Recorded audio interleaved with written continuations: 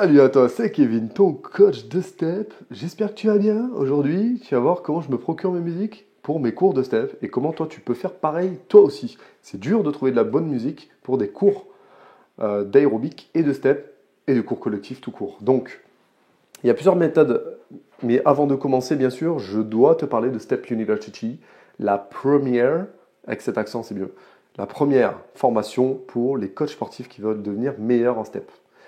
C'est une formation que j'aurais voulu avoir quand j'ai commencé le Krebs en 2011. C'est vraiment la meilleure formation qui existe sur le domaine du step et l'IA en France et peut-être même dans le monde. Je dis ça sans rigoler, puisque j'ai passé ça fait depuis 2011 que je suis coach sportif. C'est vraiment une formation qui est complète, qui va t'apprendre les bases du step, qui va t'apprendre à devenir un meilleur pédagogue ou une meilleure pédagogue, les bases, comment gérer le cueing, comment gérer la musique, comment gérer le M musical, comment gérer le public. Il y a beaucoup d'informations. Je te laisse cliquer dans la description pour aller voir Step University, la présentation, et voir si ça t'intéresse bien sûr. C'est aussi adapté pour les profs d'EPS, les élèves en EPS, et les avant-coachs du BPGEP, CQP, pendant la formation et après. Donc je te laisse aller voir. Première méthode pour avoir des CD de Step, c'est de les acheter. C'est interdit d'utiliser des CD en asso ou en salle qui sont piratés. Tu ne peux pas télécharger de la musique normalement sur YouTube, non libre de droit, et la mettre sur les CD, ou sur ta clé USB, ou sur ton téléphone. Légalement, c'est interdit. Officieusement, je ne sais pas. Donc la première, c'est aller sur le site M-Tracks. Donc c'est là où j'achète tous mes CD sur Stepmaster, Step Academy. Tous les CD, quand tu fais les cours de Step avec moi dans ton salon, c'est là où je les achète. Je préfère parce que les CD sont carrés, ils font 32 temps à chaque fois, sur chaque bloc. Voilà. Quand tu télécharges une musique sur YouTube ou une musique du commerce que tu entends à la radio, c'est 8 ans, une musique c'est toujours basé sur 8 ans, mais c'est pas des blocs de 32. Des fois tu as un bloc de 32, une musique perdue de 4 temps, et hop, un autre bloc de 32, après c'est 8 ans, c'est jamais carré. Et pour une chorégraphie en step, ou en LIA, ou même dans les cours Les Mills, dans les cours collectifs, normalement ça doit être carré en 32 temps. Donc là par exemple j'ai cliqué sur un CD, donc là tu peux choisir par activité, aérobic, aqua, tout ça machin. Et là, Step 95, donc c'est ça par exemple que j'ai acheté. Moi j'avais le 91, 92, et même jusqu'au 75.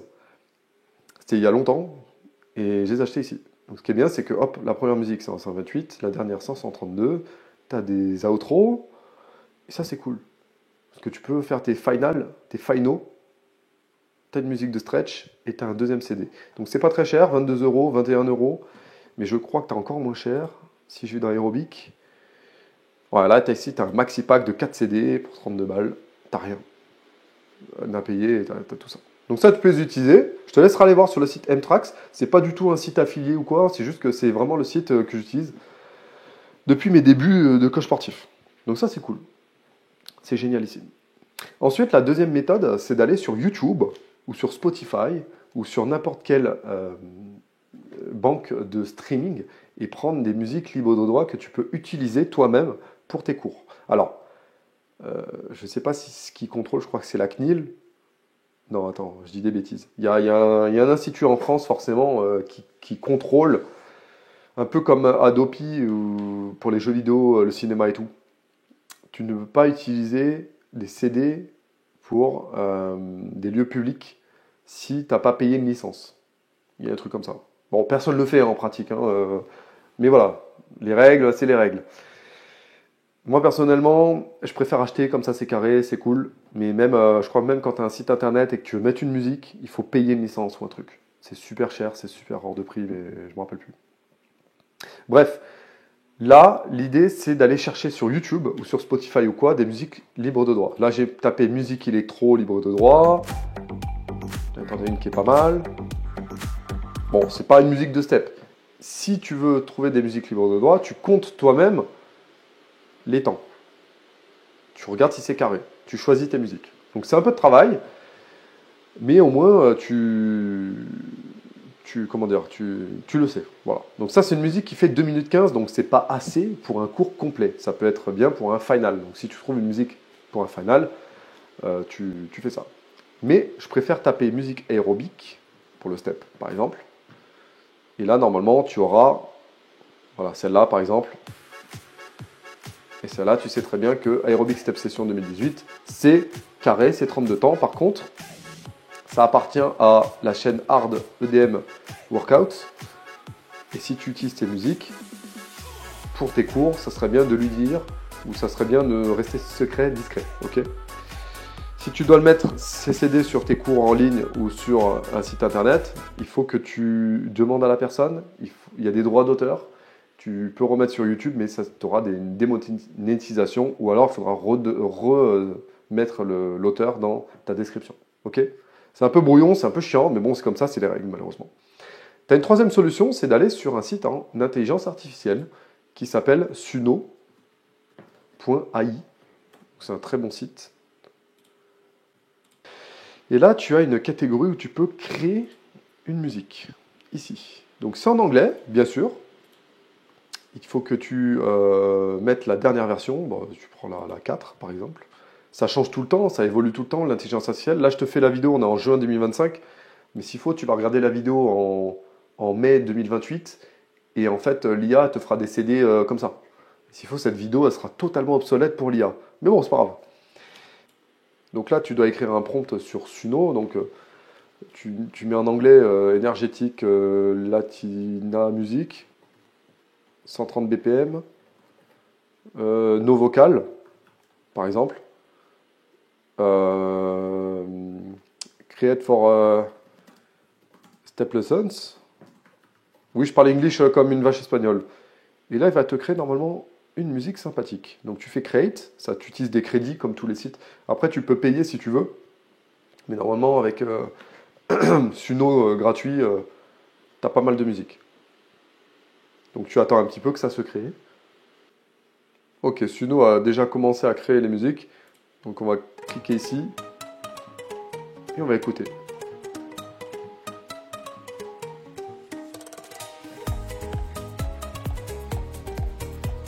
C'est pas mal, hein? Et ça, c'est 100% AI, 100% IA.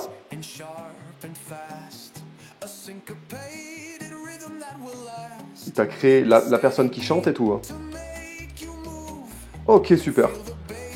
Ah bah là, ça me plaît.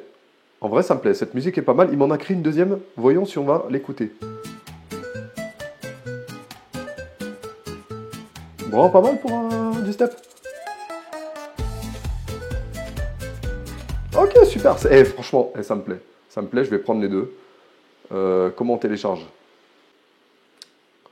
Ok, alors ce que je fais, c'est que je vais télécharger les deux musiques et on va normalement les avoir dans mes téléchargements. Parfait. Donc comment faire pour créer des musiques? Bah voilà, suno.ai, c'est une intelligence artificielle. T'imagines, ça te crée des musiques de step, rien que pour toi. C'est carré, etc. Alors juste, j'ai remarqué un petit défaut.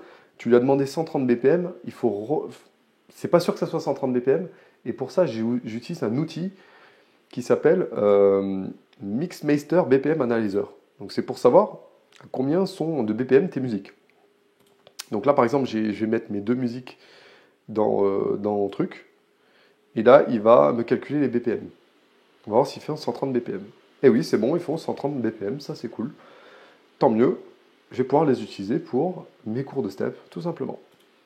Alors maintenant vient un autre problème, c'est que quand tu as téléchargé toi-même tes musiques de step, donc je ne te parle pas sur YouTube. Sur YouTube, quand tu télécharges l'heure entière de musique, c'est calibré, le CD est déjà prêt. Mais quand toi, tu dois te créer tes propres CD de step, il faut utiliser un logiciel de montage.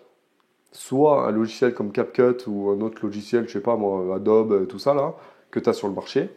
Soit tu utilises Audacity. Tiens, on va y aller tout de suite. Je vais mettre mes musiques sur le bureau. Donc Audacity, c'est un logiciel qui est 100% gratuit, que tu peux télécharger sur Internet facilement. Et donc on va venir importer directement les musiques sur le logiciel. C'est pas un cours d'informatique, hein, mais je te montre juste ce qui est possible de faire. Donc là, on a nos deux musiques. Et quand on va appuyer normalement sur Play, ça va jouer les deux musiques ensemble.